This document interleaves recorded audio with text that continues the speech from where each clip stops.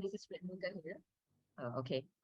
Okay, go. Oh, I didn't know recording. You get a choice of leaving meeting. Yeah, I think they give you a choice whether you want to be recorded or not.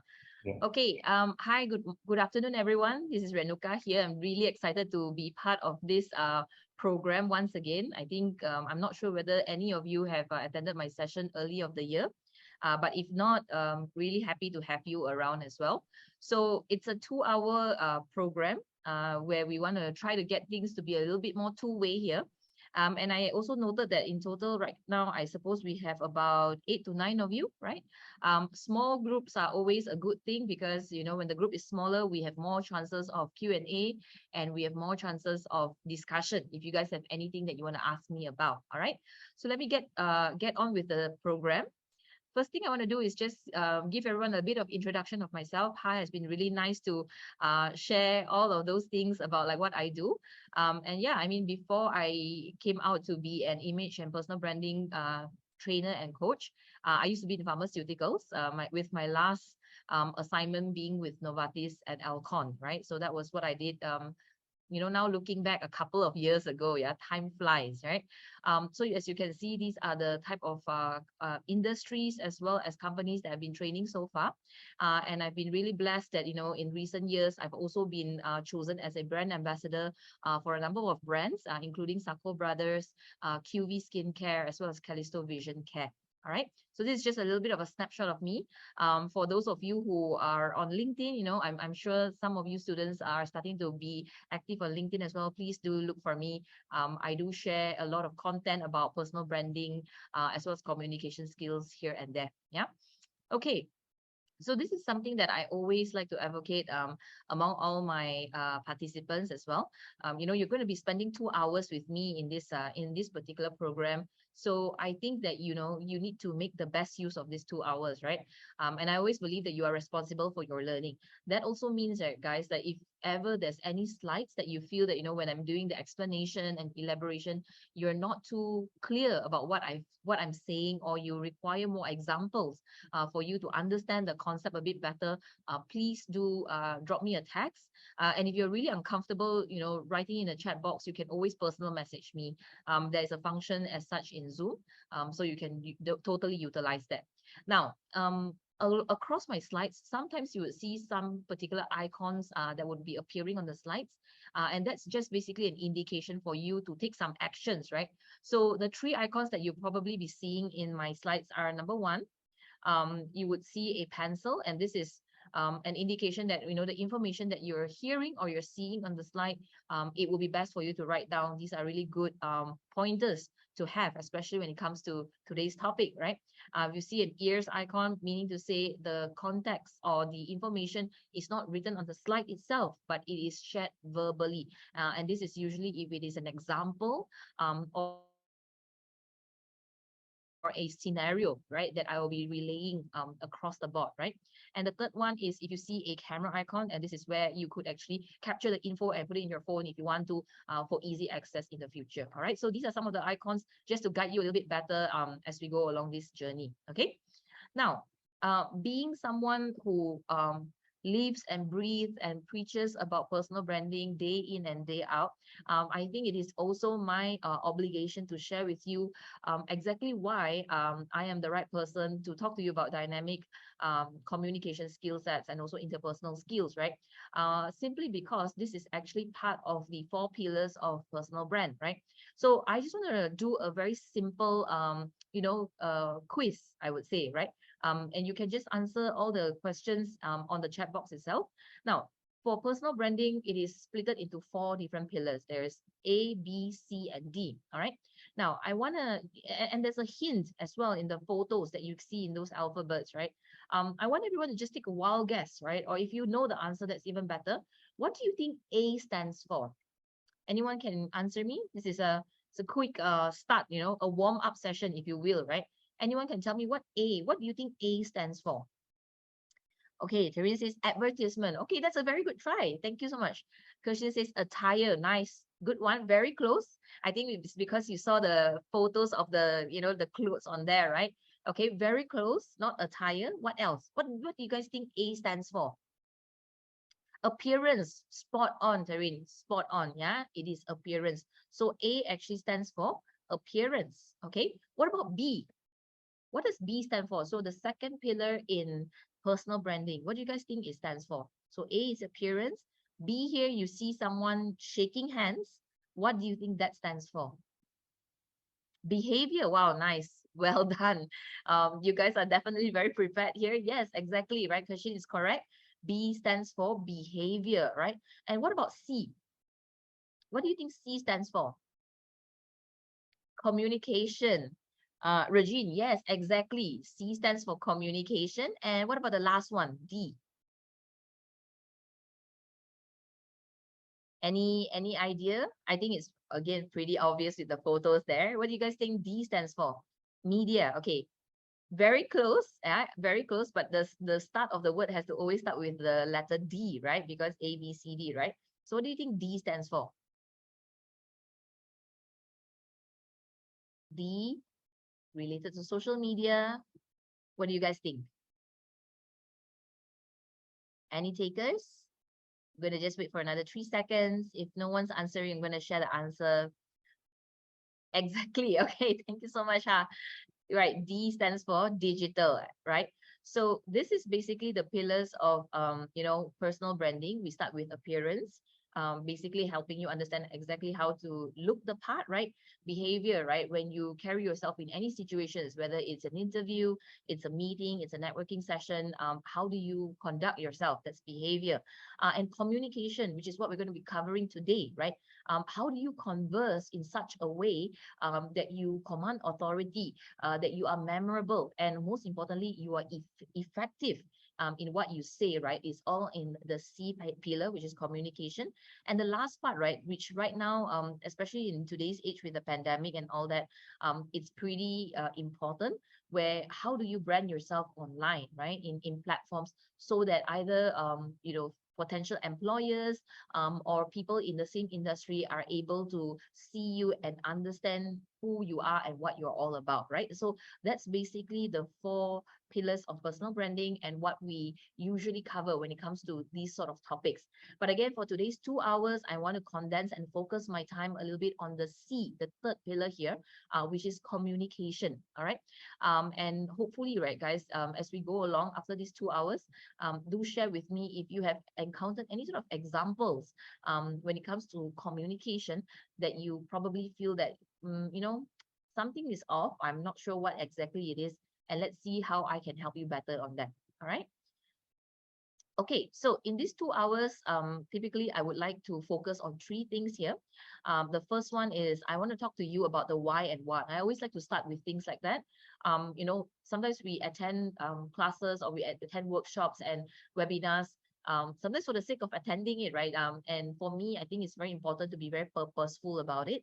So I want to just really go through the notions of why and what, right? What exactly is communication skills? What's dynamic? Why are we really talking about this right now? And what's the importance of it for you right now and the future as well, right? So that's the first thing we'll cover. The second thing is actually we're going to talk about non-verbals, right? Non-verbal is basically what you don't say, right? Sometimes verbal means whatever that you're articulating right now, and non-verbal is the subtleties of perhaps your body language, your tonality, things like that, which also plays a part in communication. So that's something I want to also cover in some context as well, right? And of course, the last part I want to cover on interpersonal skills. This is where I want to help you guys understand yourself a bit better and also have an understanding about how to identify other people's personality in order for you to customize your communication style. Okay, so this is what 2 hours is going to be all about. All right. Now, the first thing I want to talk about is, of course, dynamic communication, right? Maybe I just want to ask everybody here, and you can just put your answers in the chat box if you want to. When you see the word dynamic, right? Communication, I think, is a pretty common word, right? But having the word dynamic in front seems to make things a little bit different right now. So I just want to ask everyone here, if you have some sort of idea, what do you think dynamic communication really is about? Anyone wants to share your thoughts? I mean, like you coming in for a class here, right? I'm sure to a certain level, you must have had some sort of assumption about that, right? Anil says two-way communication. Very nice. Tarin, effective and ongoing communication. Wonderful. Very good points. What else? What is dynamic communication? Without Googling it, of course, yeah. I mean, like, I'm sure you can find lots of answers if you Google them. But based on your own assumption and understanding, what do you think this topic truly is all about?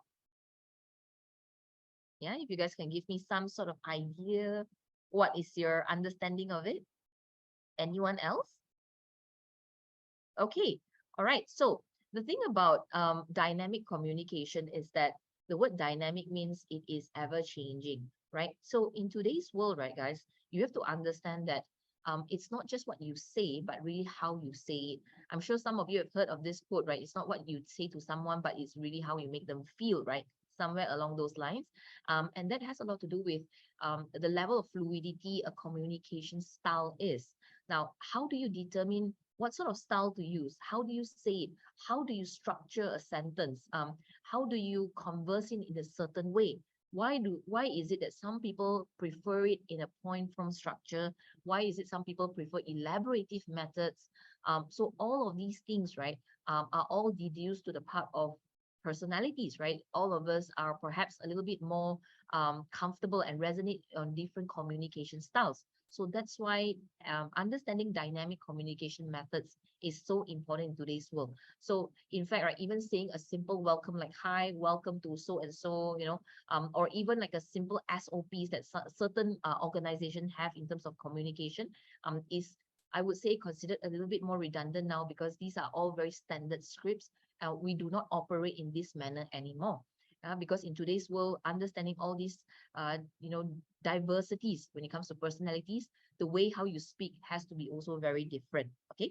Now, I'm going to share just a very simple three reasons why this particular topic, right, this 2 hours is going to be relevant to you. And these are the three things that I personally think this could help you better. The first one is obviously it's understanding dynamic communications is able to help you intensify and optimize the intention of your message, right? Sometimes the way you say it really makes a very big deal, right? A simple sentence you can say in a very genuine way. It can sound sarcastic as well. What's it all about, right? So this really helps you in that. Second thing is we also want to try avoiding miscommunication. And the third one is obviously, in some ways, communication helps us to build better rapport as well, right? So these are the three key things I just want everyone to really remember on, right?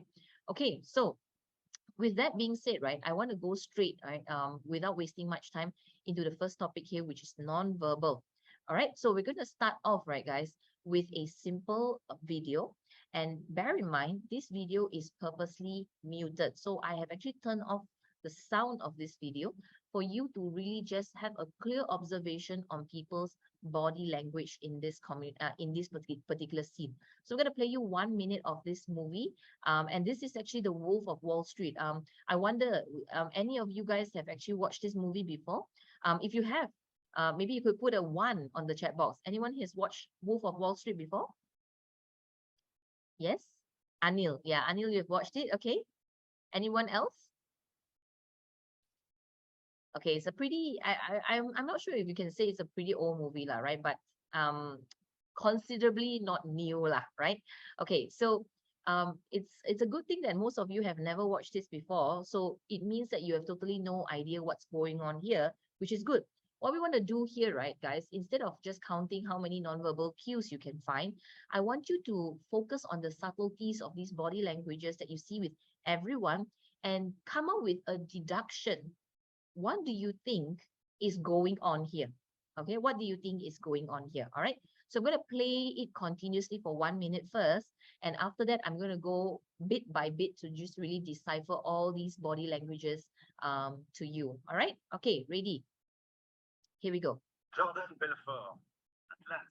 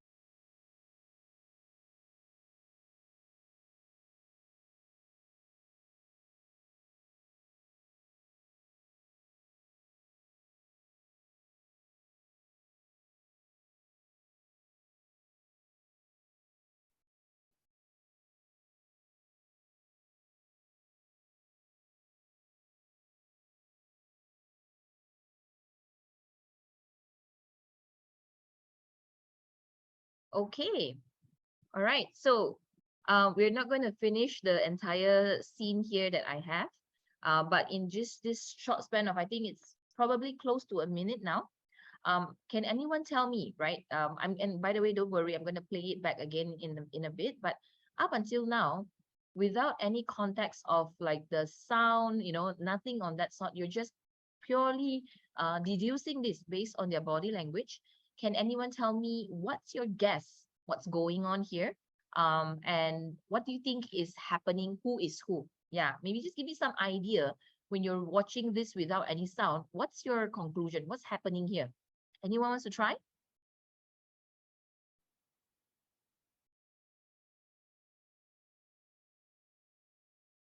Anyone? Anyone? What do you think is happening in this 1 minute? Just by judging the body language without any sound.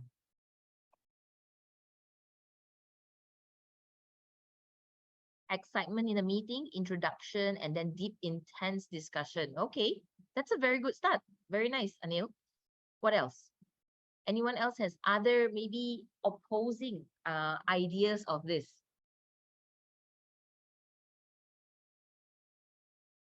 Anyone here? Going once, going twice? Leonardo having a meeting with the guy as they were discussing, it was friendly, then became intense. Very nice. Okay, thank you so much for your answers, guys. Right. I think both of you have some level of truth in it, right? I think if I were to really unmute the sound, it really sounds that way. It started off great, it was cordial, and suddenly it became very intense, right?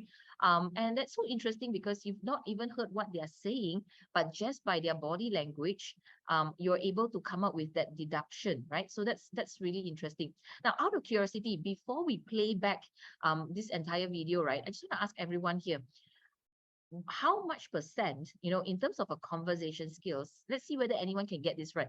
How many percent is accounted for body language? That means, example, as I'm talking right now, the weightage of what's more important, whether it's what I say, my body language, or the tone of my voice, how much do you think body language actually accounts for in terms of percentage out of 100?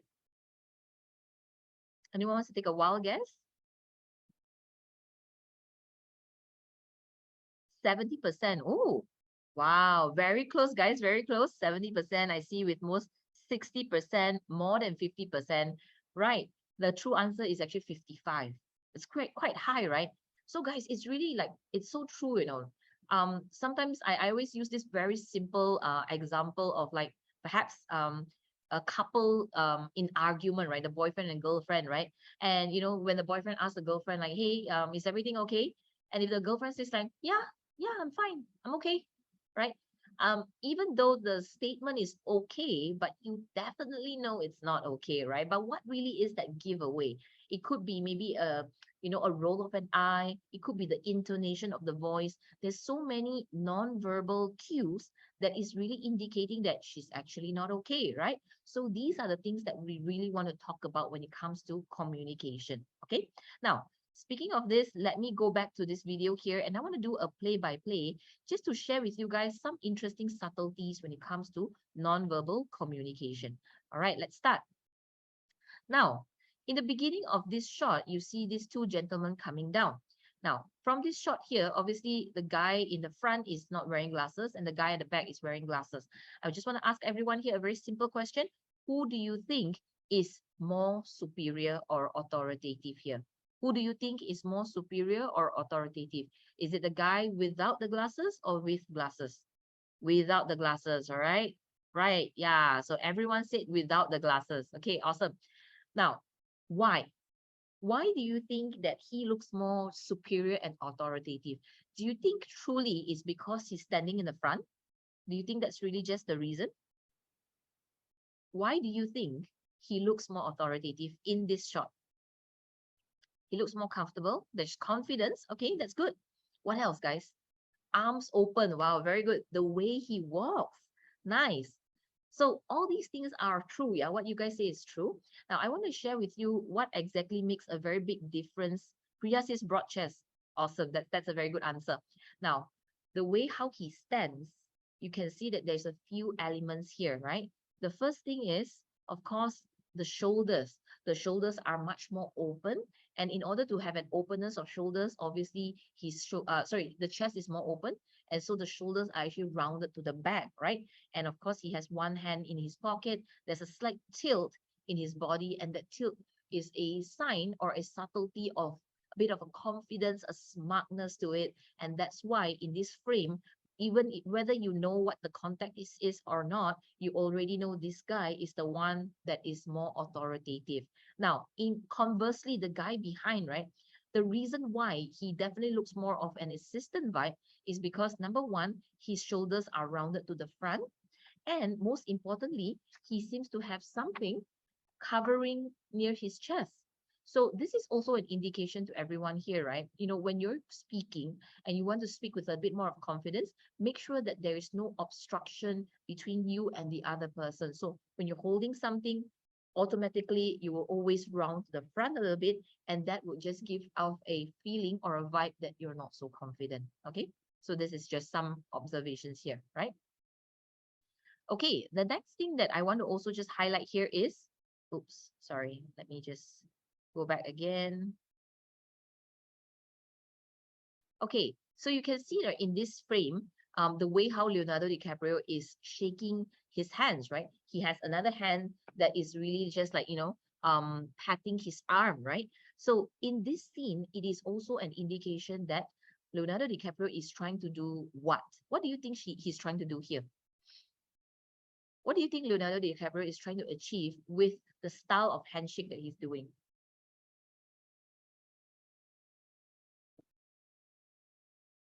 Anyone wants to try? Showing superiority, being friendly, build trust, okay? Building rapport, okay, very nice. So, the style of this handshake is actually called the politician's handshake, where, when you shake the hands and then you kind of like pat either the arm or the elbow area, right? Now, this is actually a true sign of exerting dominance. So Leonardo DiCaprio is coming into this conversation, though they are both smiling, but you can see the subtlety of this body language is sharing with him that, hey, I'm here, though I need your help, but don't mess with me. Don't bully me, yeah? So this is actually a exertion of dominance and superiority, yeah? Now let's go into the next frame here. Okay, I want you guys to, oh gosh, sorry about that, guys. Okay, let me just, okay, play here. Now, I'm sure some of you recognize this character here. This is Jonah Hill, right? The one on, let's say, on the screen, my left here, right? So I want you guys to focus on this character. As you can see in this frame here, he's really having a jolly good time. He's explaining things. He's moving. He's in the forward part here. You can see his face is lit up with excitement. He's sharing a story, right? But I want you to notice the changes of him in terms of his body language throughout this 1 minute frame. All right, let's go.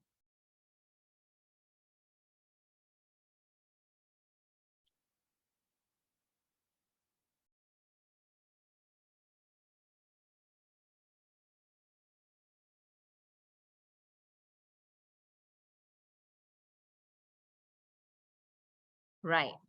So now it has changed quite drastically, right?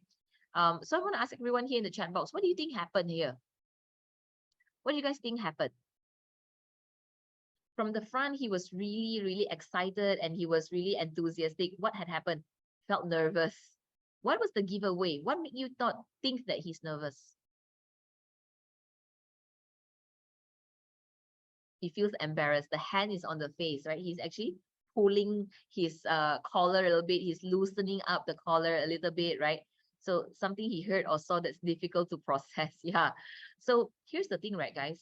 When it comes to body language, a lot of times, the standard things that you probably heard of might not necessarily apply in what indication it means. Okay, so what do I mean by this sentence, right?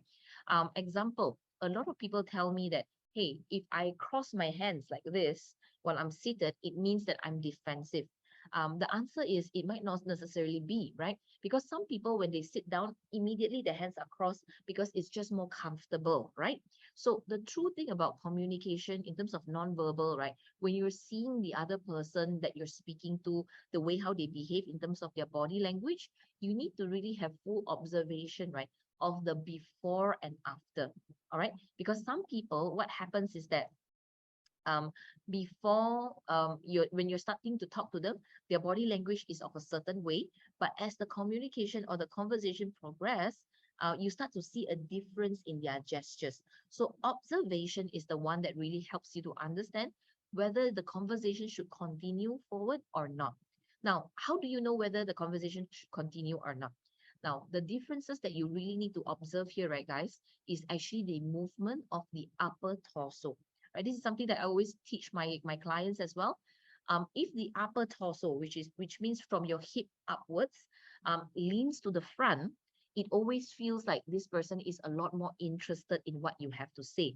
And vice versa, right, guys? Whenever that you want to show people that you're interested in what they have to say, or you want to give people that level of attention, leaning forward always helps, right? Versus if this person is leaning to the back. When they're leaning to the back, it always feels like they are already disengaged. So sometimes when you're talking to someone, if they're leaning to the front in the beginning and then they lean to the back as the conversation goes along, then it's probably time for you to evaluate whether you want to stop this or not. Yeah, which is why, right, guys, whenever I do sessions like this, I always encourage participants to turn their videos on so that I would know whether you're still with me. Do we need a break? Are you guys still here? But if it is not comfortable for you to turn your videos on at this moment, I completely understand. Yeah, but at least you are aware what I'm trying to get to here, right? So that's the first one, the movement of the upper torso. The second thing, right, guys, is the direction of where the body is. Now, if someone is interested in what you have to say, their body naturally will always be facing you straight. And if they are not, their body will never lie. Even if their face is looking like they're interested, their body will never lie. It will always sway to the side a little bit. All right. So if they're seated down, you will notice that maybe their legs, as they're crossing their legs, they probably would point um to the left or to the right instead of the straight, instead of crossed straight, looking towards you. Okay. So away from you is always an indication that this person is probably already not there. Okay.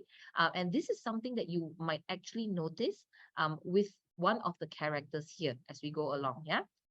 Okay, let's continue. Now, this is a very iconic pose that Leonardo DiCaprio has here, right? And I want to just ask everyone, when you see this, right, what do you think this indicates? Looking at his stance right now, the way how he's sitting, what do you think this indicates?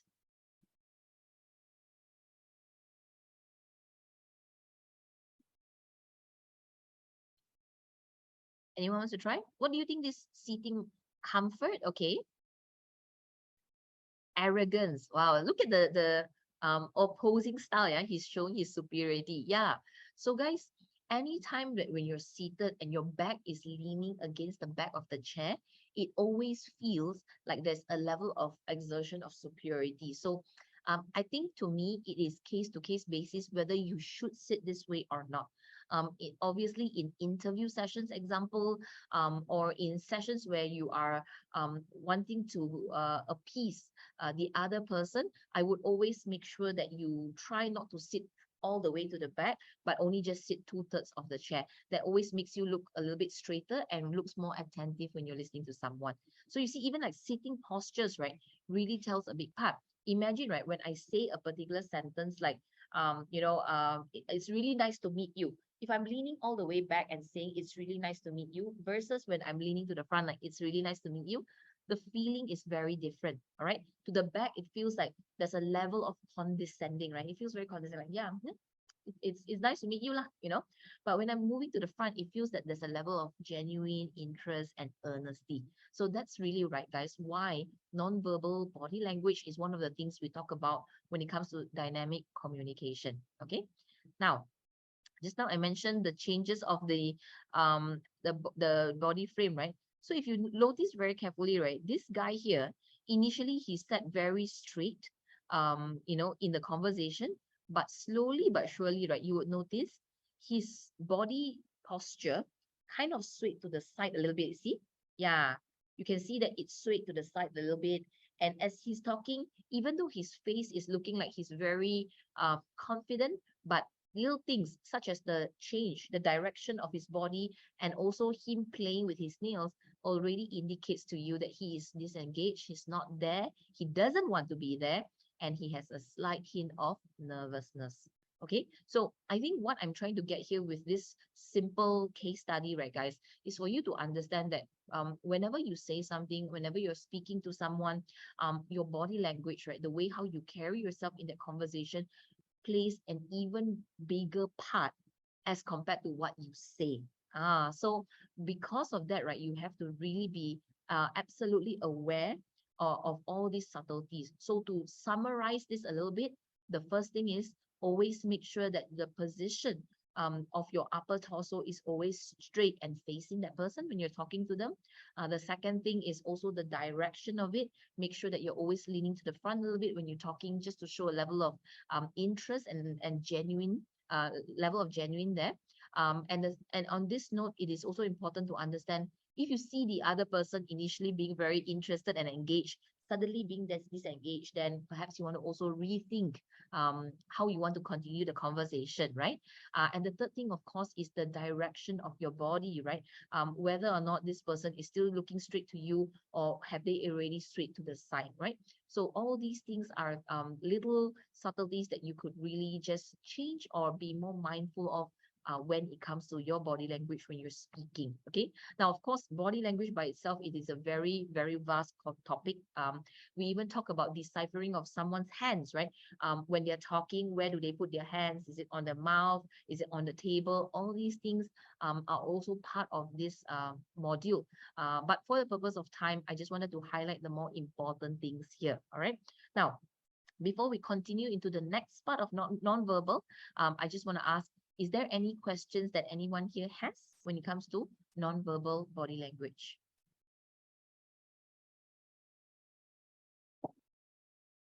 Anyone has anything to ask? If you're all good and we're okay to continue to the next slide, please give me a 5 in the chat box.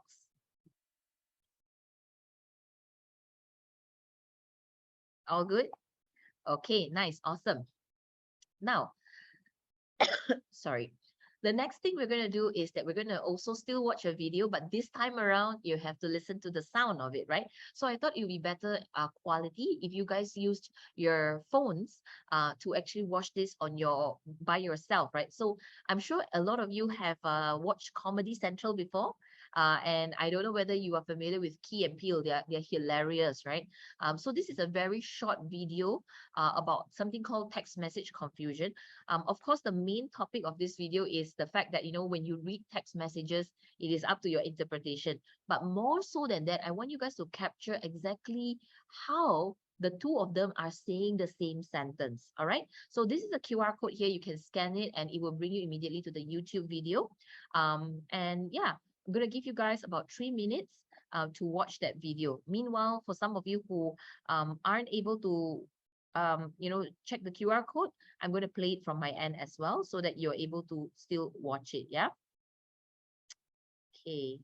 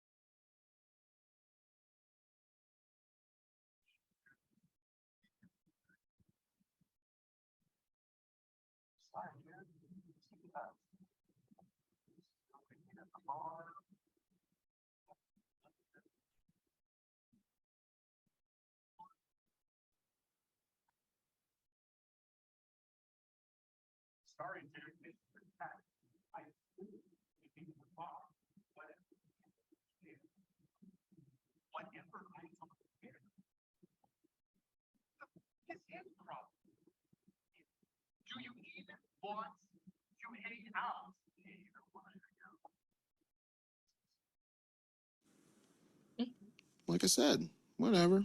Like I said, whatever? This guy.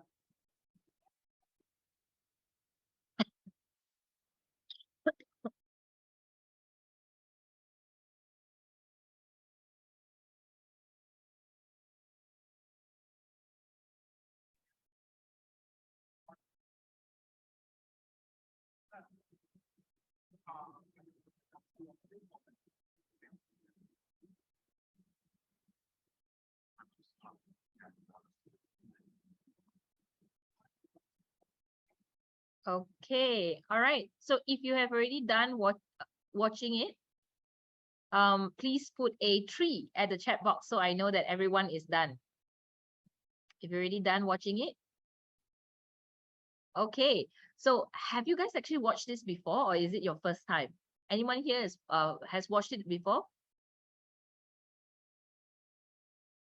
Or no? Yes or no?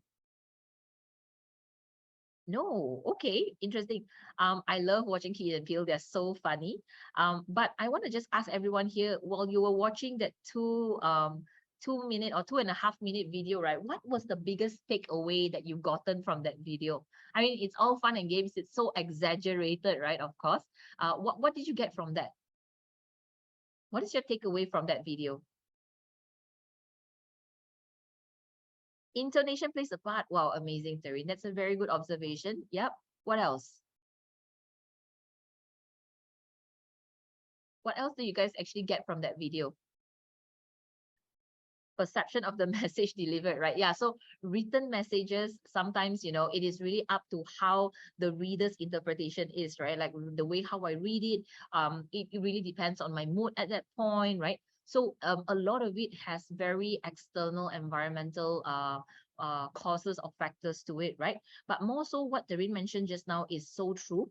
The context, the intonation, right? You notice that a simple sentence like do you want to even go out tonight, was said so differently by both the guys, right? One was like, oh, do you want to go out tonight? And do you want to go out right now? And the other was like, do you want to go out right now, right? So it's so different, and it is really on the tonality, right? That's really where we are getting at. Okay. Anil says, got to add more to the message to convey added context and emotion. Yeah, I guess that's a separate topic altogether with written messages. There's always a debate, right, when it comes to written messages. Do you put emojis in there? What about punctuations, right? But we'll talk about that in a future situation one day. But in this context, right, I wanted to really relay the importance of vocal tonality. When it comes to non-verbal language, right, there is two separate contexts that people always talk about. One is body language. The other one is really your voice, right? Your vocal tonality, whether you're saying it loud, whether you're saying it softer. So all these things play a huge role in the message that you're trying to convey, as what you can see in that video just now, right? Now, before we go into the techniques of or the technicalities of all these different things, I just wanted to share with you some very interesting techniques, right, that you could really think about whenever you are conveying a message. Now, the first thing we always talk about when it comes to when it comes to vocal tonality is pitch, inflection, and intonation. So these are the three things that we always emphasize on, right? So pitch is basically the highs and the lows, right? Whether you're speaking with a higher tone or you're speaking with a more grounded tone, right? Now, both has its pros and cons, and both gives off very different impressions, right? So I want to ask everyone in the chat box, when I speak this way, right, when I'm really high up here versus when I'm a little bit lower, what do you think the difference in impression is? When you're speaking higher up, when the pitch is higher, what do you think the impression is versus when the pitch is lower? Any take on it? What do you guys think? High pitch is more livelier, right? Okay, very nice. What else? What about the lower one? Higher pitch could be more light-hearted. Higher tone shows excitement. Very nice. Deeper conveys seriousness. Very good. So pitch, right? It really depends on the context of what you're talking about. So the communication style, right? High pitch shows passion, which is why, right, guys, whenever you're in any sort of fast food chains or any sort of like retail outlets, when they say welcome, it never goes downwards. It's always welcome, right? Welcome, welcome to Uniqlo, right? So it's always a higher pitch because higher pitch shows excitement, shows warmth, and shows welcoming in that sense. However, higher pitch also is very synonymous to level of maturity. So people kind of relate, right? The higher pitch for you to, when you speak in a very high pitch, it feels like you are rather inexperienced and not great at what you do at work. I know it sounds very, it's very stereotypical. It's not right, but and why do we judge people by that? However, it is just again a subconscious context that people sort of have in their mind program, right? When the sound is higher, it feels like you are younger. That's why whenever you want to sound a little bit more grounded, you want to be taken a bit more seriously, your tonality has to go a little bit lower. Yeah, the register has to go a bit lower. It always makes you seem a little bit more mature, right? So that's the first thing we talk about, pitch, right? So pitch is whether it's high or low, right? Wider pitch range expresses positive emotion, which is the higher tone, right? Narrower pitch frames express not just negative emotions, but also maturity. So a lot of times people understand more on pitch in vocal tonality, but probably don't quite understand on inflection and intonation. Okay, so what's inflection and intonation? Now let's look at intonation first, right? So intonation, right, is basically sorry, let me just think there is a slight break in this. Apologies, guys. Hang on a bit.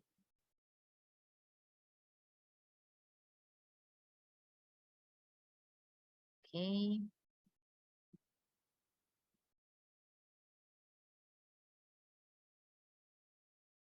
Okay. Yeah.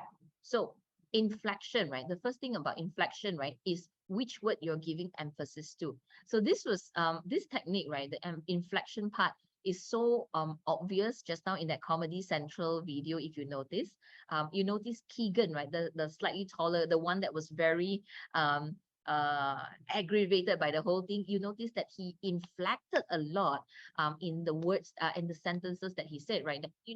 Like, do you want to go right now, right? So all these words, right? Inflection really helps you to emphasize which word is actually it makes level of importance in what you're saying. Okay, so example, right? Let's say the patient says that he's feeling fine. The patient says that he's feeling fine. The patient said that he's feeling fine, and the patient said that he is feeling fine. All right, all these three gives off very different feeling. And I want to ask you guys, what do you think? When I say the patient says that he's feeling fine, what do you think that makes you feel? What's the hidden, the subtle text that you're getting from this? The patient says that he's feeling fine. What do you think the subtlety here is? Anyone wants to try? The patient says that he's feeling fine versus the patient said that he's feeling fine. and the patient said that he is feeling fine. So among all, there is one that sounds a little bit more sarcastic. There's some that sounds a little bit more genuine, right? So again, which one it sounds like really depends on which word that you're emphasizing on, right?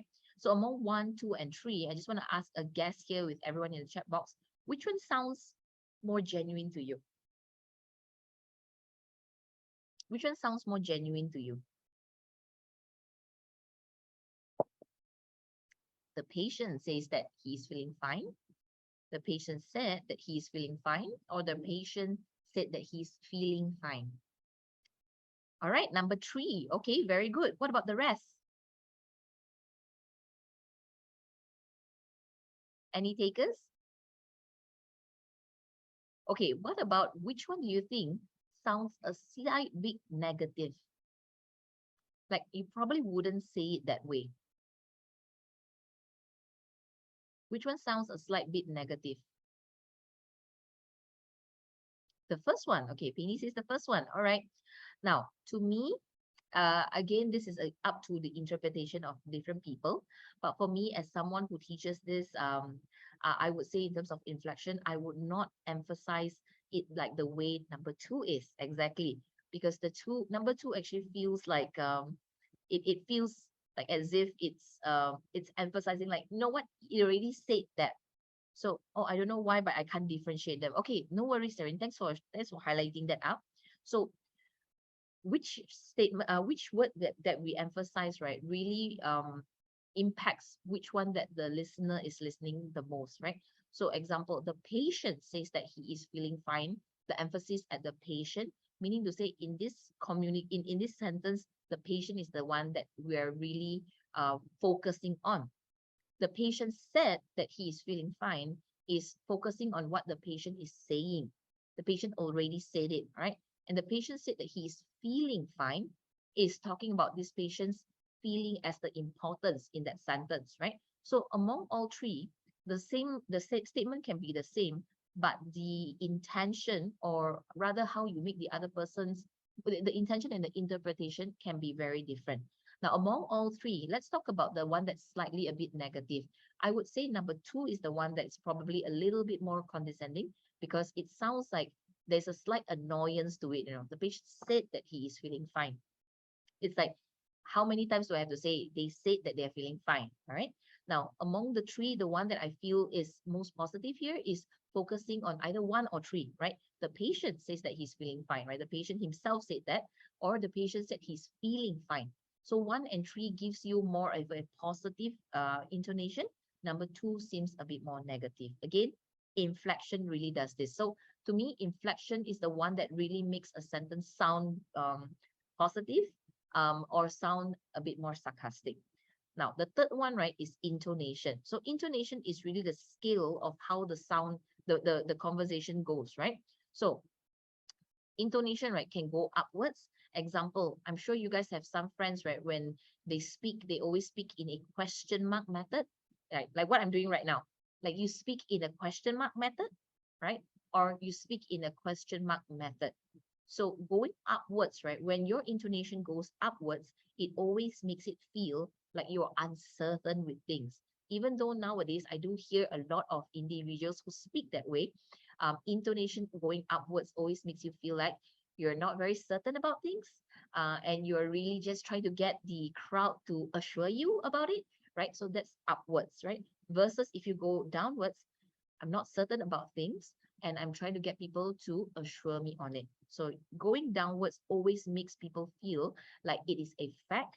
Rising intonation always makes people feel like it's a question, and questions always relate to, uncertainty about things. All right.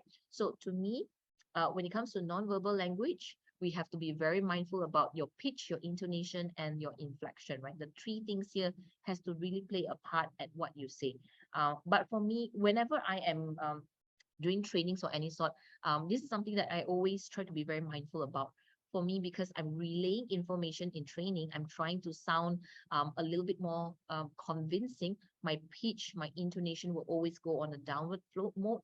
My inflections, I would try to inflect in a more inflect the more positive words in my statements, so that it would sound a little bit more pleasing and welcoming to people who are listening to it. All right. So this is something like, guys, you guys can take a photo of it. But if you ask me, right, vocal tonality is something that requires a lot of practice. It's not, and I think right now, because we consume so much media from especially Western media, right? That the way how they speak, right? I'm sure some of you are aware of like the Valley Girl method. Like, I'm not sure. Literally, right? So the sound is always upwards, right? Literally, it's upwards. Those things always make people feel like you are a little bit younger, a bit more inexperienced. So tonality is something, right, guys, that many people are not very aware of. And if you're practicing it right, trust me, it can really make or break your conversation style. Okay, so far, is everyone doing all right with me? If you guys are still with me here, we are just reached the first hour of our session. If you're still here with me, can you guys give me a 10? 10 is like a high five like that, right?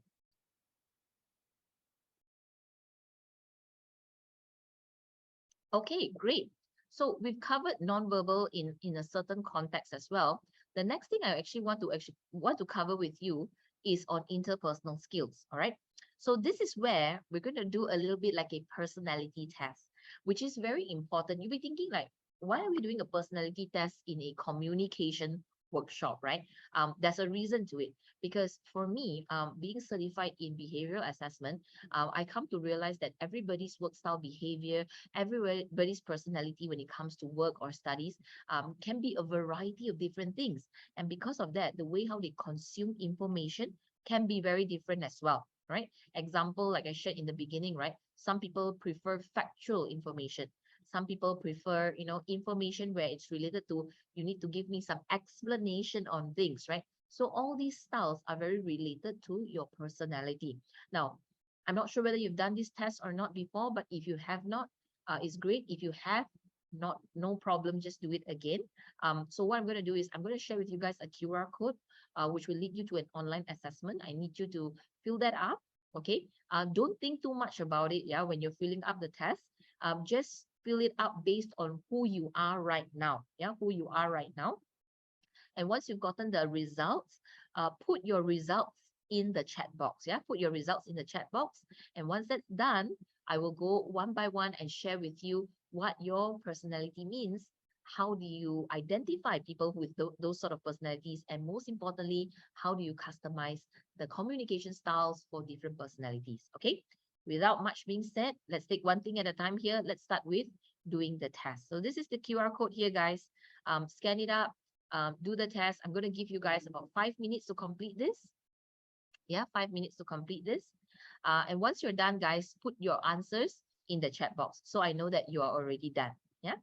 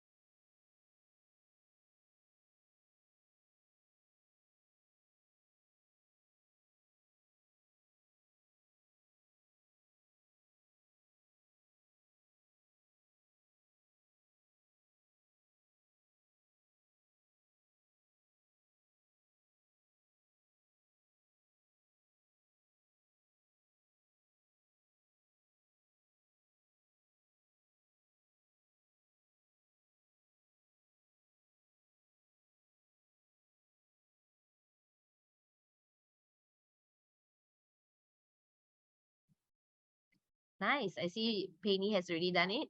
Eagle. Okay, very nice.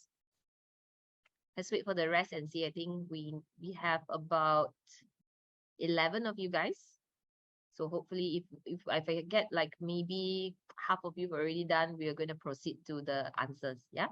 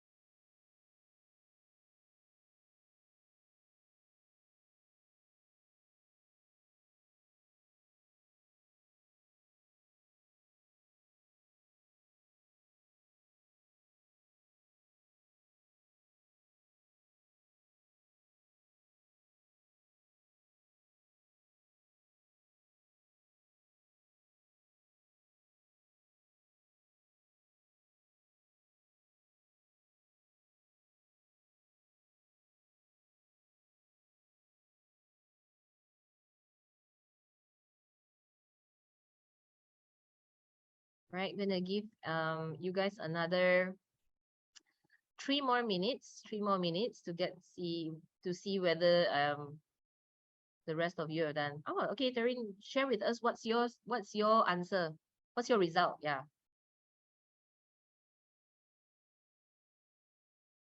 Dove. Oh, okay, very nice. So there's a majority, there is about one, two, three, four doves, and then about two eagles and one owl. No peacocks here. Okay, interesting. All right, so let's see. The rest of you, I hope that you guys have no problems accessing to this test. If you do, please do drop me a personal message where I can see what I can help you with. So what I want to do here, right, guys, is that I want to bring you guys through the temperaments of each of these so-called birds, right? And most importantly, share with you what are some noticeable communication styles that these different temperaments or work style behaviors would have. Okay.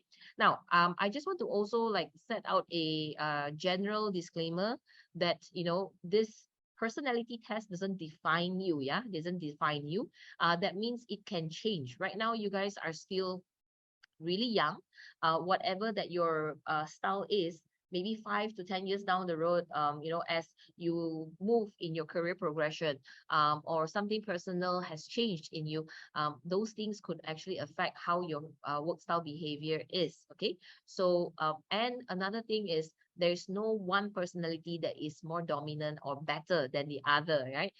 All are equally the same. There's pros and cons for each and every one of them. Yeah, I just wanted to highlight that out very clearly for everyone. Yeah. Okay. Right. Now let's start with the first one, which is the eagle, right? So this is I would say there's only two of you currently what I see in the chat box that have this, which is perfectly normal. Statistically in the world, the eagle, or rather the dominant personality trait here, is the least amount in this world. So by the way, as you are looking at me sharing, right, you would notice that beside the word eagle, I actually have another word here, which is dominant. So this test is either you call it the eagle, peacock, dove, owl test, or you call it the DISC test, right? DISC stands for dominant, influence, stable, and compliance. Now, don't worry whether you can remember those or not. Later, as each slide goes through, you will understand what I mean, and it will all make sense. Okay.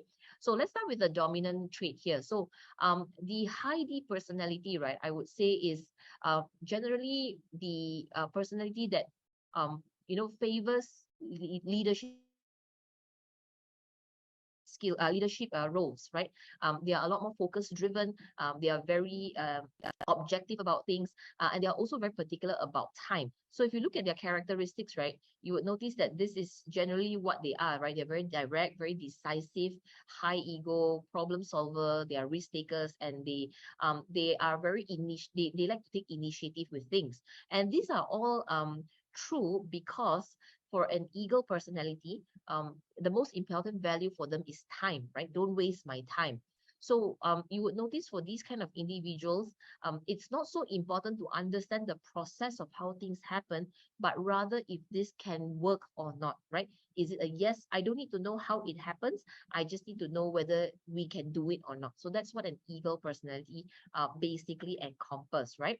Now, the value to the organization is these people, they are very organized, they value time, challenge status quo, and they're very innovative individuals, right? So in essence, I would say they are very much go-getters, right? And very motivated to achieve whatever they want to achieve.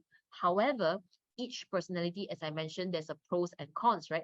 The weakness that we see with an eagle personality is someone like this most likely likes to overstep authority, right? Because they like to challenge status quo. Example, let's say the direct superior is not able to give a good answer. Instead of really just working together with this superior to come up with a better solution, they might actually overstep boundaries and go to the superior's boss to speak about this problem, right? So that's one of the things that we see with an eagle, right? And their biggest fear is actually being taken advantage of. And this is really interesting. A lot of people will be wondering, like, how come, right? How come they are someone that likes to, that feel being taken advantage, right? Well, simply because an eagle values time, right? They don't want to waste time. If in a group project, if everybody is really taking their own sweet time in planning, they will just cut everyone short and say, like, look, we don't have time. Let me do it, right? I'll just do everything myself, right? And sooner or later, I think people will start realizing, like, all we need to do is just chill back, relax, and the eagle will take over, right? And slowly the eagle starts realizing that as well. So that fear of, like, oh my gosh, am I doing all these things because people are manipulating me to do it, or is it true that I'm the best one to do it, right? So that fear of being taken advantage is very strong with them. Now, this is generally the characteristic of an eagle. Fine and well, you can take a photo if you want to, but I think the most important value that we need to understand here is the communication style of an eagle. Right. Now, before that, let's rewind it a little bit and understand, right, guys, how do we even detect if an individual is an eagle personality? Because obviously everyone here, you guys did a test, right? But people that is out of this class today, they wouldn't be able to take this test, and you can't be asking people around like, hey, I want to know what your personality is. Please take the test, right? That's not possible, right? So how do we understand cues and observations that really make you realize this person's an eagle? All right. Now, in my opinion, right, guys, people can really, it's easy to actually have a facade. Okay, it's actually very easy to have a facade, but um, the best way to understand what this person's personality truly is when, number one, there is a conflict. That means there's an argument or there's some disagreements. Or number two, the way how this person's written form of communication is. Okay, so these are the two ways, usually for me, that I actually understand or be able to observe better what is this person's personality like, right? So those are the two things that I usually look at. Okay, so the eagle, right? I think it's pretty straightforward. You would notice for them is that the first thing is they will be a little bit more direct with their communication style. So no frills, not really a big fan of small talk in the beginning, really get straight to the point, very blunt about objectives, what is the deliverables, who is doing what, all these things are very important for them, okay? In terms of conflict, right, you would notice people who are eagles, they are very objective because we're fighting about the problem, we're not fighting about the person. So if I were to come and tell you like, look, this is not done right, I'm saying this with regards to the problem, but not with regards to you. Yeah, so that's what an eagle personality is like. Now, the communication skills style of them is most of the time they would like things a little bit more direct. So point forms is a very good way of starting with an eagle personality. Going straight to the point, showing problem and outcome, right? Having it very clearly directed this way is very important for an eagle personality. Now, that being said, right, I also want to just highlight that an eagle does not necessarily mean that this person is nasty or this person is difficult to work with just because there's a word dominant there. Yeah, it just basically highlights to you what is their work style like, and what is something that they prefer, basically. Okay, so far guys, I know I'm explaining a lot because as you know, you look at the logos here, a lot of it is situational here. I want to just cross check here with everyone. Are you guys still here with me? You guys are understanding what I'm just sharing? We're still at the first part of the 4 personalities here. All good so far? Yes? Okay, nice, wonderful. Okay, so the D, right? If you ask me, is the easiest one to detect among all the personalities. I would say just the way how direct they are into the problem itself. Even like example questions that they ask you, most of the time are very close-ended. Meaning to say they are asking you with the intention of getting an answer. They're not asking you with the intention of getting an elaboration, right? So there's a difference there. That are all very true telltale signs of an eagle personality. Now, understanding all these things, right, guys, before we go into the next one, is important, because once you're able to, when you look at all these characteristics and you're able to identify, I have a classmate who's like this, then you need to understand when you're relaying information to this particular classmate or the teacher, example, you need to do it the way they would prefer. That's what dynamic communication is, right? You are actually customizing your communication style. So a particular information can be relayed many ways, right? For the eagle, they identify best if you relay it in a very structured, direct, short, concise, straight to the point. That's what they prefer most. But you'll notice down the lines, not all personalities resonate this way. Okay, so this is, guys, how we actually learn how to customize our communication styles, right? Now, next, let's go into the next one, which is the influencing personality. So this is the peacock. Nobody here is a peacock. That's quite surprising. Most times when I do sessions like this with students, I often do get quite a number of peacocks in the class. So peacocks, right, I would say the life of the party, right? As the name here, influence, and as the bird peacock tells you, right, these people really enjoy speaking to people. They're very expressive, they're very people personalities, and in some, to a certain level, a bit more extroverted as well, right?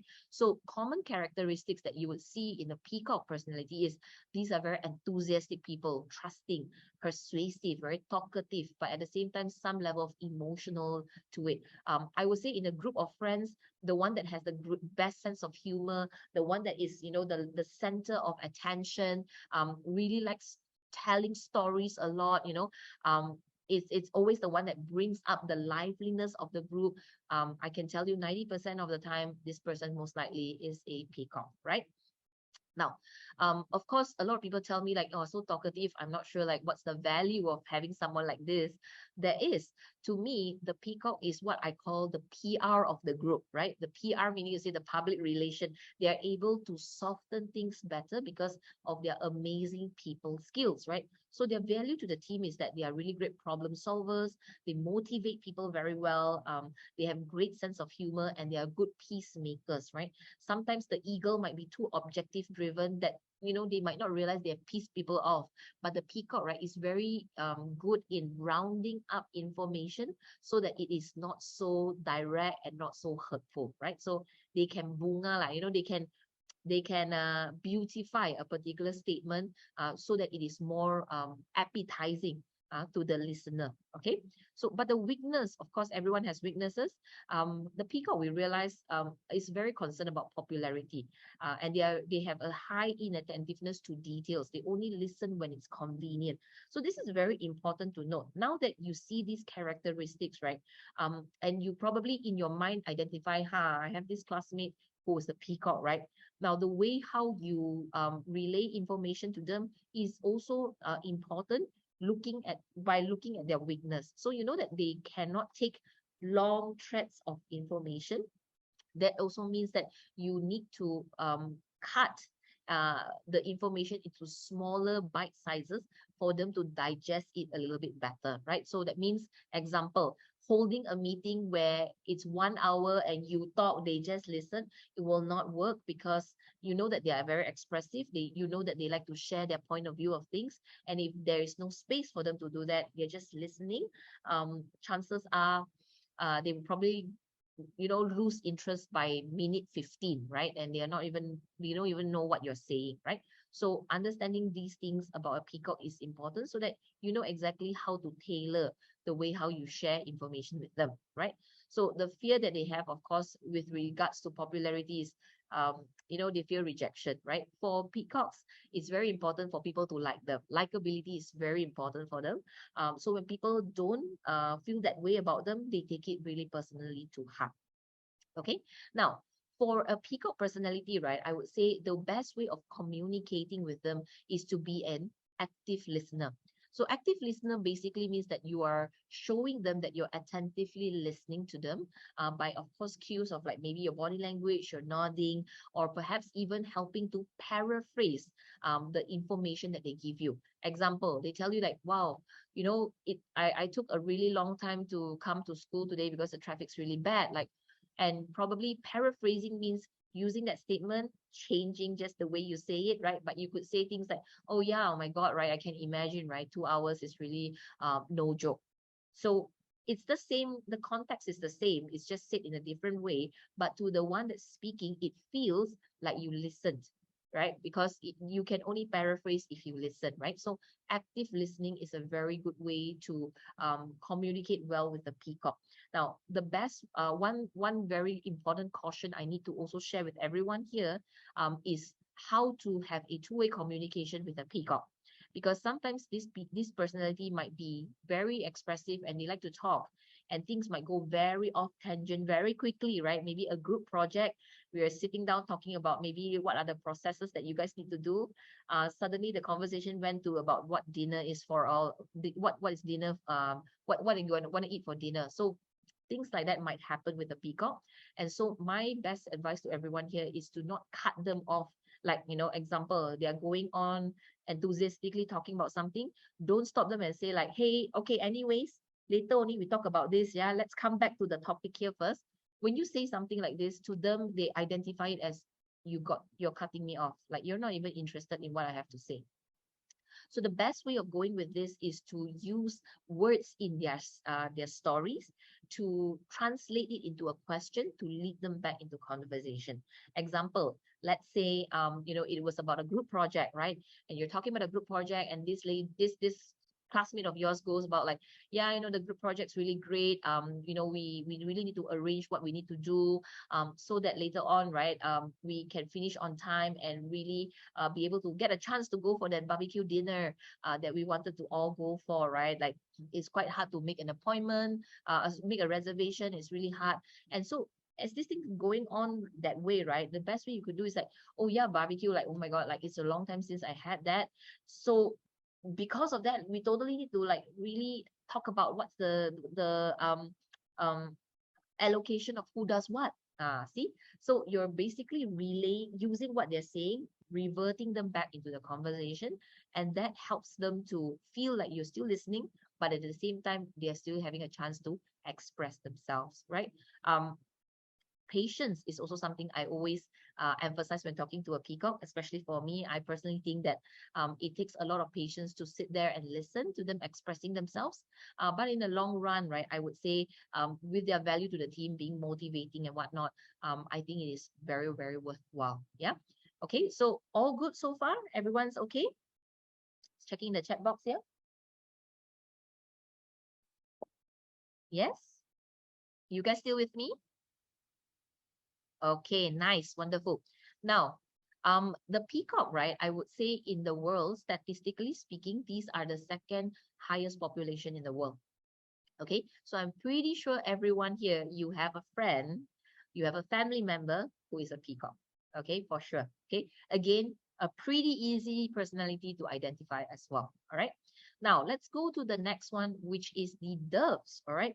Now the doves, statistically speaking, these are the highest number in the world. Okay, and these are what I would say the nicest ones, as what people always say, doves, right? They're very peace loving.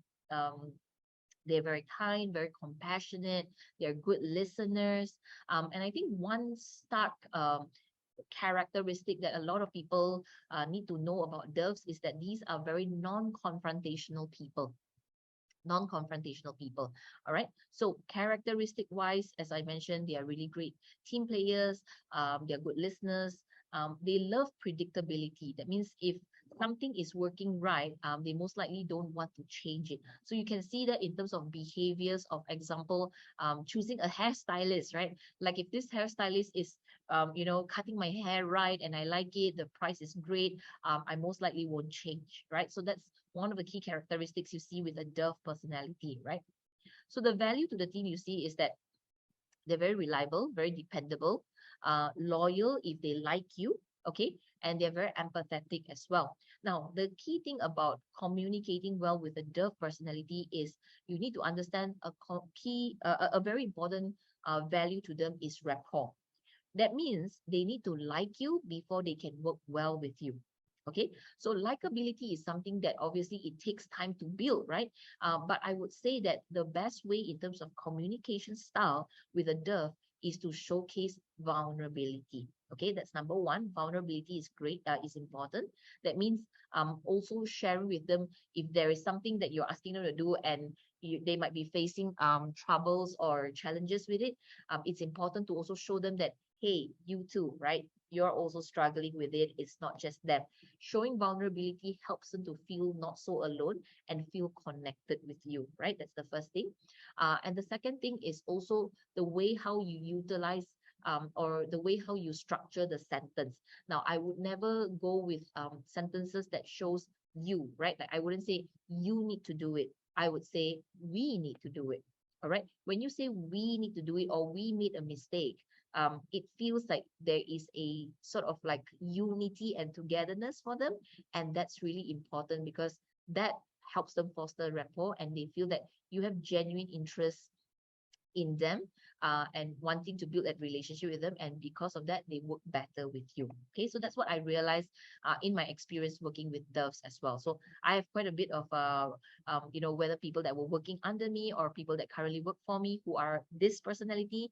And I can tell you this style that I've been sharing with you, vulnerability and the way how we speak really has made so much strife and differences, right, in our working relationship. Okay.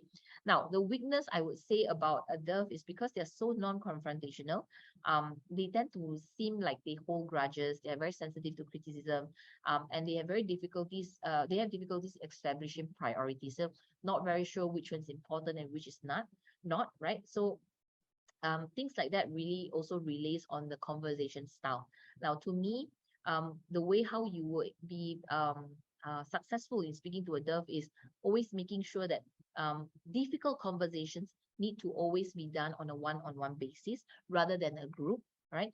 And I would always suggest, right, any kind of difficult conversations to have it in a very neutral and a little bit more of a friendlier and positive space. Example, let's say you guys all did a group project together and things did not work out. Yeah, things went haywire. And as the project lead, right now with postmortem, you need to now start pointing out names who didn't do what, right? Instead of doing that in a group situation, where you can already anticipate that the dove will shut off, the best thing to actually do is to communicate and have these sort of conversations in maybe a cafe, right? Maybe one-on-one. And of course, starting the conversation with lighter small talks. Remember, the eagle doesn't really like small talks, but the dove loves that because small talks help them to foster a relationship before you go into the conversation itself. Okay. Now, their biggest fear here is security. So because they lack predictability, that loss of security, whether it is it's a job or it's a lifestyle or it's a routine, all these things really do rattle them quite a bit. Okay. All good so far? Any questions? Yeah, everyone still with me?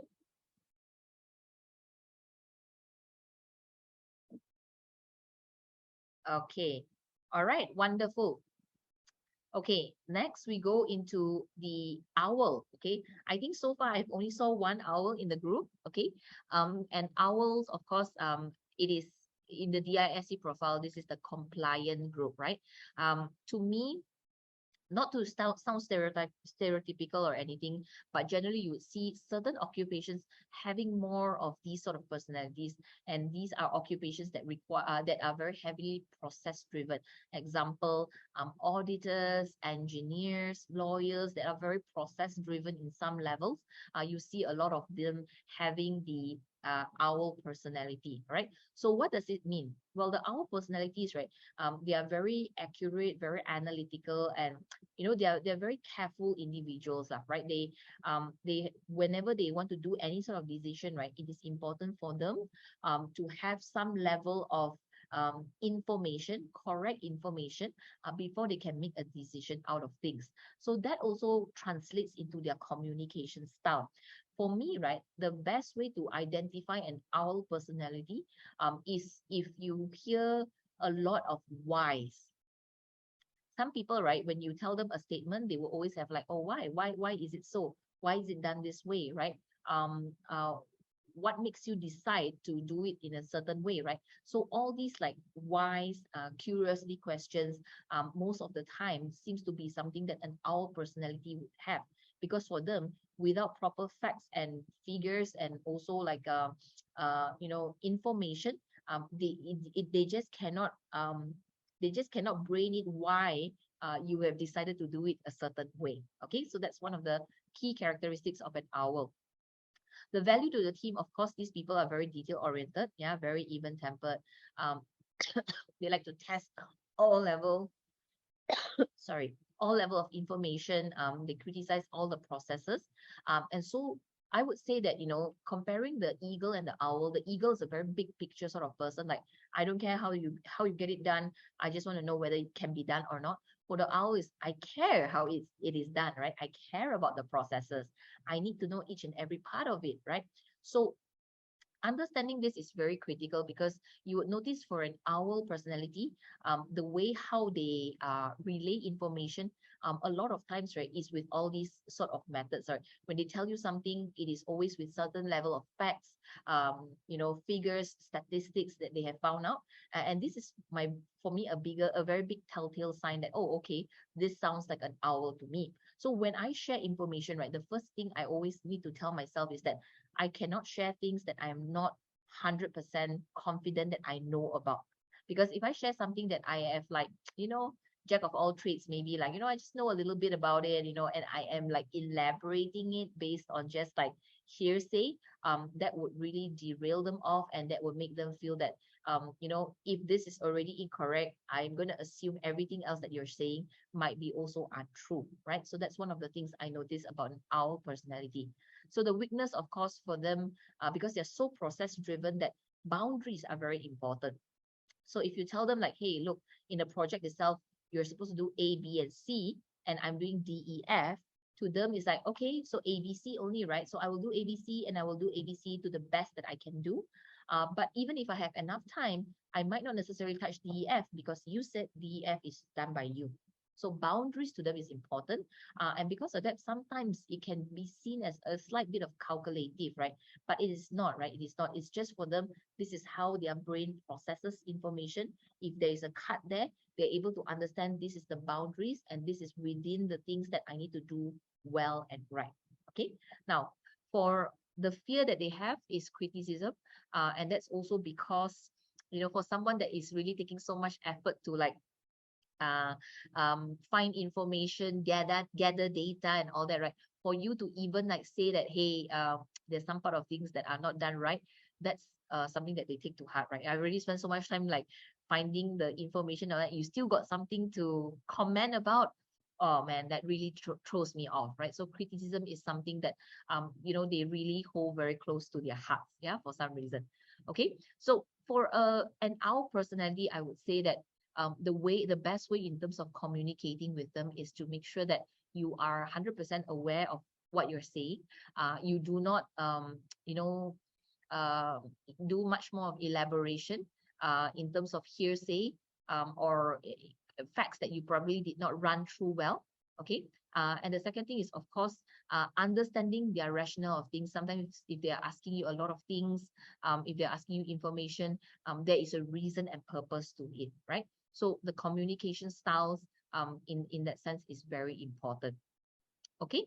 Now I'm going to stop sharing here, and just to get a sense here, is everyone still here with me? All good? Okay. So I want to do a very different thing here.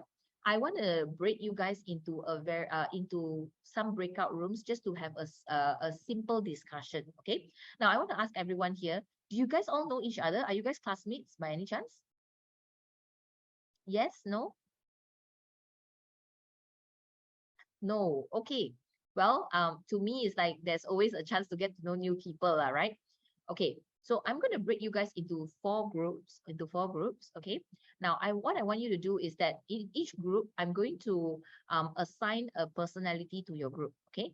And what you need to do is, in that group itself, you need to discuss, if there is a conflict, how do you resolve it? If you have a conflict with this personality, example, let's say Ha, Anil, and Regine are in the same group. Example, right?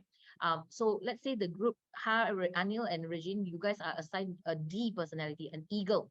So my question is, if you are in a conflict with an eagle, how do you resolve it in terms of your communication style? Okay, so that's the question here. Okay, so I'm going to send the question to you guys when I put you guys in the breakout room, but let me just assign it first. Okay, so room 1, we have Far Away, Regine, and Odelia. Okay, so the three of you will be taking D, right, the eagle personality. Room 2, we have Anil, Kershin, and Leila. So the three of you will be doing Peacock. And then room 3, we have Jason, JY, and Li Ying. The three of you will be taking on Dove. And the last room we have, okay, I think we don't have the last room, unfortunately. No worries. I'm going to move Penny to room 3. Okay. All right. So the owl part, we can take it off first. But the three groups here, room 1, you'll be doing eagle. Room 2, you'll be doing peacock. And room 3, you'll be doing dove. Okay. All right. So I'm going to open the room. I'm going to give you guys just 10 minutes. It's a very simple question. I will put up the question again in the breakout room, so you will have that to refer to. And after that, right, guys, if you're shy to unmute yourself to share the answer, don't worry, you can type it in the chat box. Okay. All right. Opening the room right now.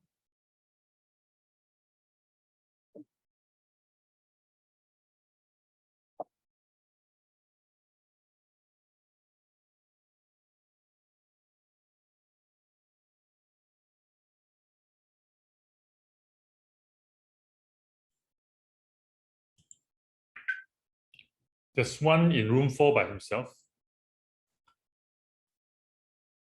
Gang Hui is room 4 by himself. Isn't that Dr. Kang? No. Oh, there's Dr. Kang, is it? Okay. I don't know. I'm assuming so lah. That's why. Let me check.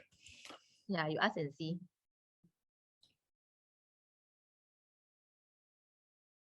Maybe.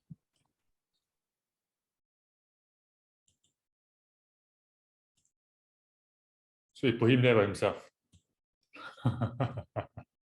I assume that he will not be going in lah. That's why I did not put anyone in that group.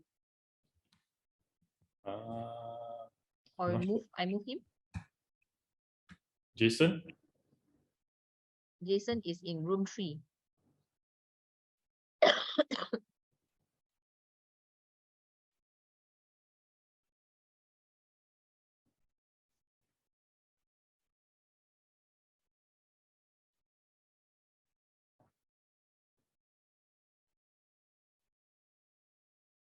Far away, and Jason, you're here.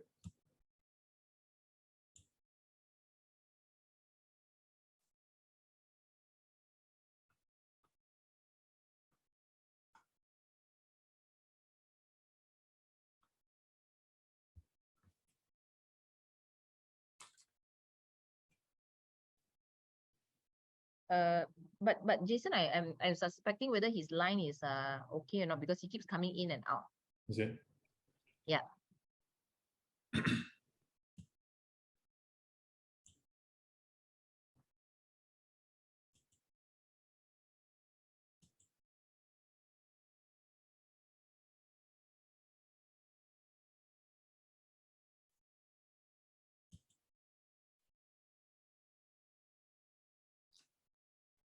Karin just joined in. Oh, Was she here earlier? Shereen, I will put in room 1.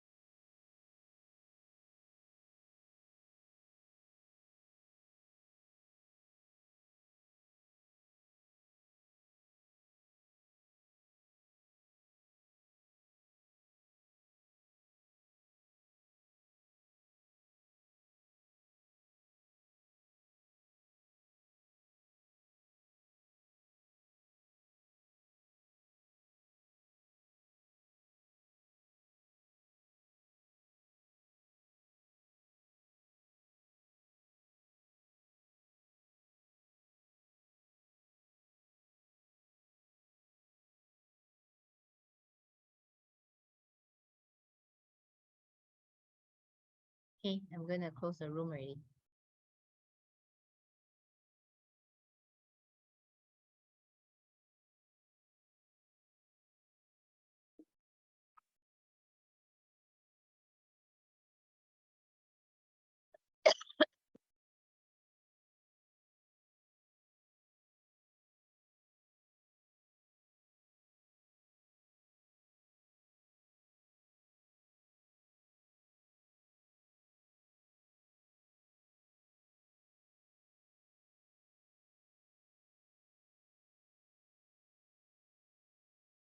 Okay. I think some are still not out, still not back in yet.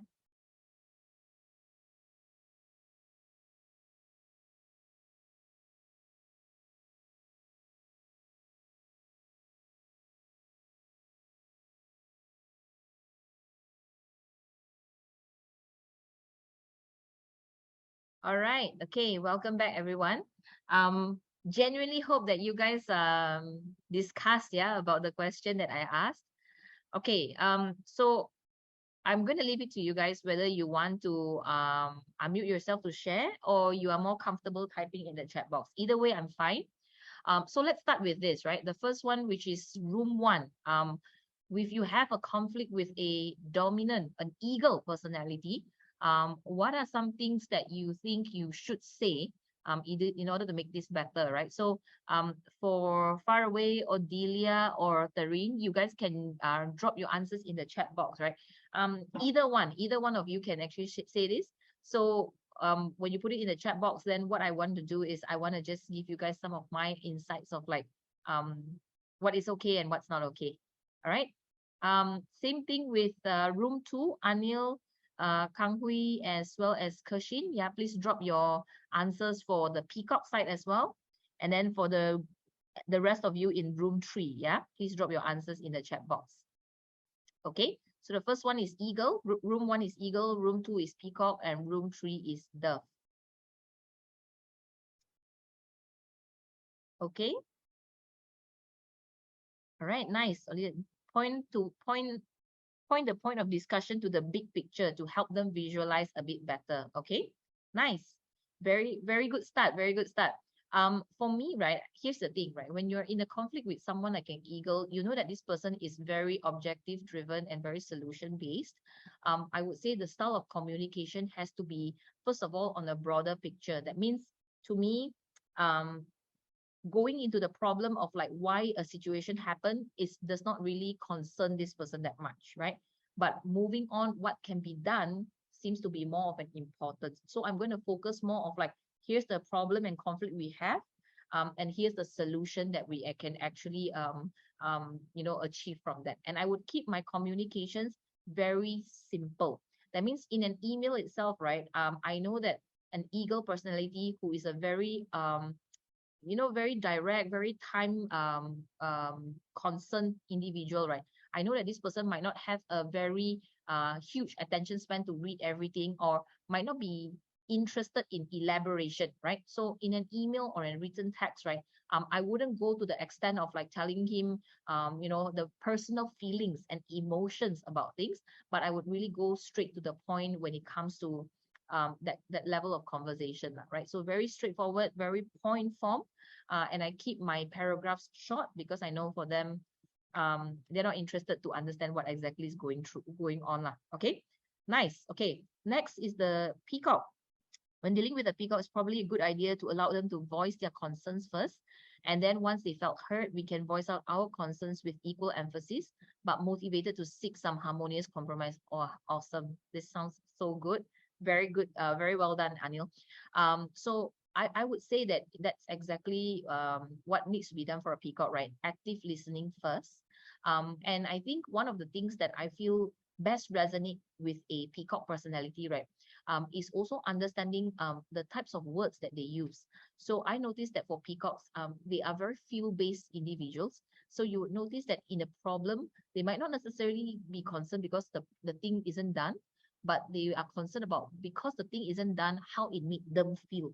So that feeling is very important to emphasize. And when you are reverting back into your own emotions, like you let them speak, then after that you're speaking, right? when you're actually speaking, it's also very important to resonate with their style of communication. Like, yeah, you know what, totally, I feel the same way too, right? Like, I wish it was done very differently. So field-based communication styles are very important for them, which is why, right, whenever I share this styles of communication with client-facing individuals, right, like example, I just did a training of this in a hospital yesterday, right? And so when I was teaching the nurses on this, I told them, right, when you have a peacock patient, you need to understand that when they are angry, right, they don't necessarily need you to solve the problem now, that kind of thing. But they want you to listen to them now. So emotional fulfillment is more important than problem solving. That's a very important thing that a lot of people don't realize about a peacock personality. Okay. Um, so a concern raised when dealing with peacock was whether they might have many people on their side given their power of influence. Very true, right? It is a very fair thing to say. To me, that's why peacock is influence, right? Because the fact that they are very people personalities, they have the gift of the gap of like being able to speak and convince people, and the art of persuasion is amazing. Sometimes we notice that the Robin Hoods or the mini rebels in organizations most times are always peacocks, where they speak for the weak, right? That's what we noticed, right? So to me, in order to maintain a more harmonious, continuous relationship with the peacock, I always encourage organizations, right, to speak their love language as well. And their love language is words of affirmation. They love hearing praises and compliments when obviously it's when it is when it is deserved, lah, right? They require public adoration and appreciation when they do something right. So when you do that right, of course, you have a strong buy-in from them. The chances of, or the likelihood of, getting this sort of like rebellious actions might be lesser. Okay. Now, let's look at the Dove side. Dove encourage them to share their ideas and discuss the problem further together. Okay, that's a very good start. But I would say that first of all, right, you need to understand when there's a conflict, this is the most uncomfortable situation and environment for a Dove. They're really unhappy. They don't like confrontation, and you force them into it, right? So the first thing is I would say is to create an environment where they feel a sense of comfort and they don't feel attacked. So I would say neutral grounds, one-on-one, starting the conversation with genuine small talk. When I say genuine, right, guys, small talk by itself is a skill, right? I've written some articles about small talk in my LinkedIn. If you guys are interested, you can go and check them out. But what I want to say here is that some people do small talk as a way to just kill time. And you can tell, right? Because you're asking and you're speaking in terms of like conversation, small talk. But when you hear their responses, you know that they're not genuinely interested in it. They're not listening, honestly. They're just asking for the sake of asking. And a Dove can detect those things, right? So what I'm trying to say is that when there's a conflict and you know that this is an uncomfortable environment for them, your first thought is to be comfortable, make them comfortable, right? Neutral ground, genuine care and concern about them outside of school or outside of whatever conflict that you're having, right? Showing vulnerability, admitting faults, right? Those things can make them open up a bit better. Because if you were to go straight and say like, hey, I'd like you to tell me what exactly is the issue. Share with me what are your concerns, what's going on in your life. Chances are this person might most likely tell you like, yeah, all's good. Yeah, everything's fine. Yeah, I'm okay, right? When in actual fact, maybe they are not. Okay, so I would say not to push this personality too much, but to ease into it very carefully. Okay, I hope everyone is so far okay, so far following me in this case. All good, right? Okay, the last one, of course, we did not cover the owls, right? Nobody was in the owl group. So for me, right, when you are dealt with a conflict with an owl, right, you first need to understand that it is important for them to understand the why. Why did this happen? It is so important, and it lays them to the comfort if they understand the the main reasons of things. So reasoning is very important for them, right? Why? And then after that, when it comes to the solution, right? What I notice is to have a chronological, sequential method of how you communicate with them. Look, step 1, this is what we're going to be doing. Step 2, this is what we're going to be doing. Step 3, and each step of the way, really narrating who is doing what. Those sort of style of communication seem to work best for the owl personality. Okay. Again, I hope, of course, these are all very quick and quick tips and easy wins, I would say, when it comes to communicating with different personalities. Of course, right, guys, if you're interested in these things, which I genuinely hope you are, this requires a lot of intense deep dive into it, because sometimes, right, guys, even the style or the words, the vocabulary that you use for different personalities matter. Yeah, it matters, right? Of course, that's a separate conversation altogether, but at least I wanted to have this opportunity to really highlight 2 key things, right, in this 2-hour webinar, which is number 1, non-verbal cues, right, body language, vocal tonality, and the second one is interpersonal skills. With the 4 different personalities, how do you customize the style of how you speak to them based on all these different things? All right. So with that, guys, thank you so much for your attention. I'm going to share back my screen because I need to share with you the QR code. But yeah, meanwhile, while you're scanning this to fill up the evaluation as well as to get your certificate, I want to thank you once again, guys. You guys are very participative, and I'm glad that you are giving me some responses. So at least I know that you are there and you are understanding of what's going on. Yeah. So while you guys are filling up the evaluation form, and we still have 5 minutes, maybe I want to just open up to the crowd here. If you guys have any questions or any concerns that you would have that you want me to help you understand better.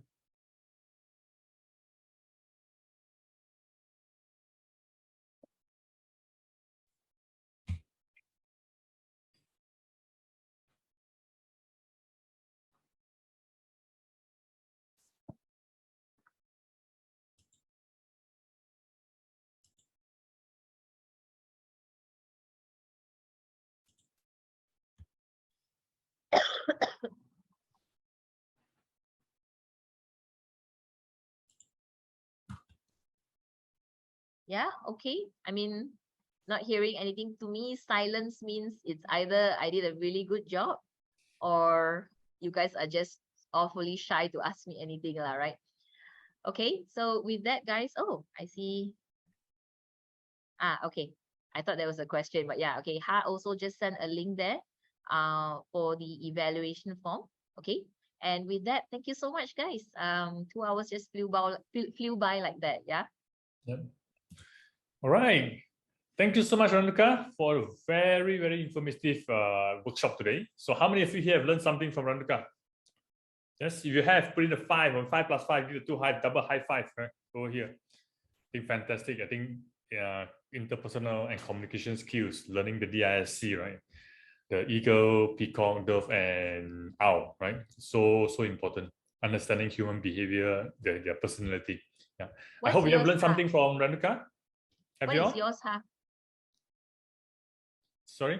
Yes? What is yours? Like, have you done this personality test before? What is yours? Can you guess mine? Knowing you, I guess you're a dove? Nah, no, I'm an owl. You're Definitely an owl. owl. Oh, okay, yeah. Engineer, yeah. True. Okay. So very, very, analytical facts and everything. Sometimes too extreme. I used to be very, very extreme. So I'm recovering from that. Trying to be more dove. Okay. All right, great. Okay, so guys, please click on the link, scan on the QR code, fill up your evaluation form and your details so that we can get some feedback from you. What works, what doesn't work, let us know. And of course, very important, with the details, I will also prepare. We will also prepare a nice certificate for you, e-certificate. Okay, right. So do that. I will send to you. Give me about a week. You should be able to have your certificates sent to you. Right. With that, if you have any question at all, please ask now while Renuka is here. when the guru is here, it's the best way to grab hold of her and ask anything right now. Yeah, don't be shy. Yeah. Any?